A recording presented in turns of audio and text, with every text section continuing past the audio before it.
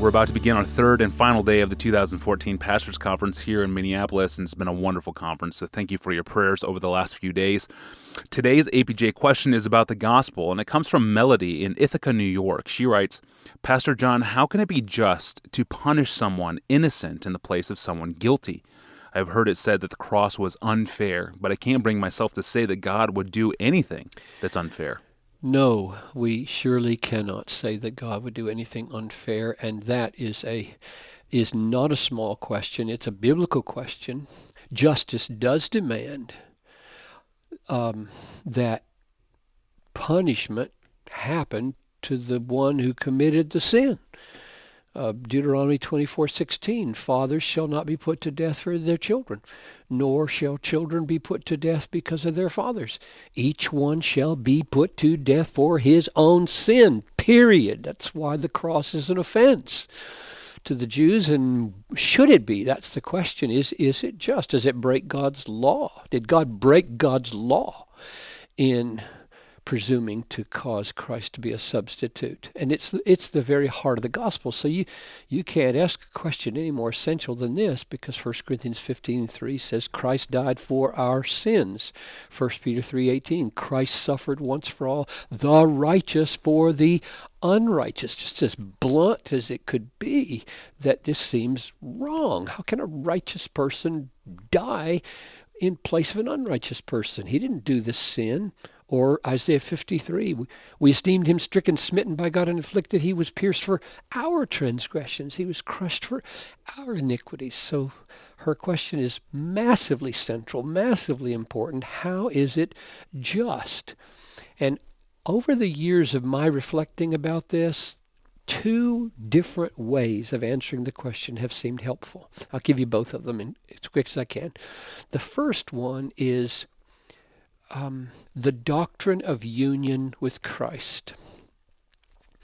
God has the right and the ability to constitute, to make a union between Adam and humanity, so that when Adam fell, we all fell in him, so that the punishment that came on Adam also came on us, because we were in union with Adam. And God can do that. He can constitute a union. And I would recommend Edwards' book on original sin. That was the most helpful of anything I've ever read on how God does that.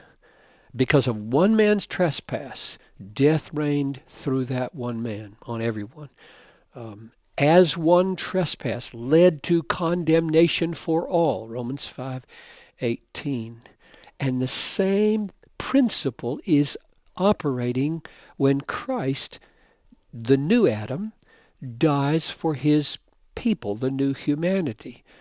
For as by one man's obedience the many were made sinners, so by one man's obedience the many will be made righteous. So the reason Christ can bear our punishment and become our righteousness is that we are in him. There's a union that God constituted between us and Christ that makes his death our death.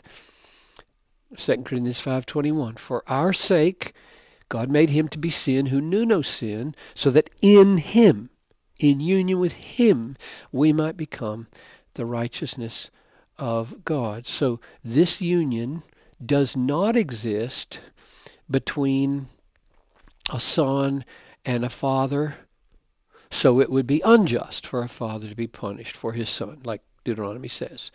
God established a union between Christ and his people, and that's unique.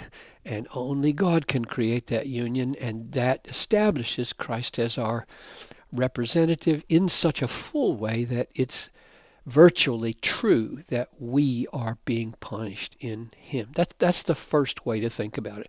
Here's the second way, and this comes from Anselm, and I think Anselm's book, Why the God-Man, is massively important. There are two main reasons why a mother cannot justly go to jail and serve the rest of her son's life sentence while the son goes free. Number one, the crime against the state. The crime was against the state. And the mother's willingness to go to jail does not repair the injury done to the rights and the honor of the state. It's a sign of compassion for her son. The worth of the criminal to her, not the worth of the honor of the law, is her main concern. But with Christ, it is different. Christ did come to vindicate the righteousness of God, Romans 3:25, and he did come to repair the glory that was done to his Father in our sin, John 12:27. For this purpose I have come. Father, glorify your name. So that's the first difference. Second difference is this mother's desire for her son to go free provides no guarantee that this will not release a criminal onto the community and make him law-abiding. There's nothing certain about that at all, and it looks like we're playing fast and loose with whether criminals go free. That's not the case with Christ, and this is unique to Christ. Everyone whom he saves by dying for them, he sanctifies. That's the point of Romans 6. When he died for us, we died in him. Our old self was killed, was dead, and therefore substitution is always transformation. That's just not true in ordinary jurisprudence. So those are my two ways of approaching this problem.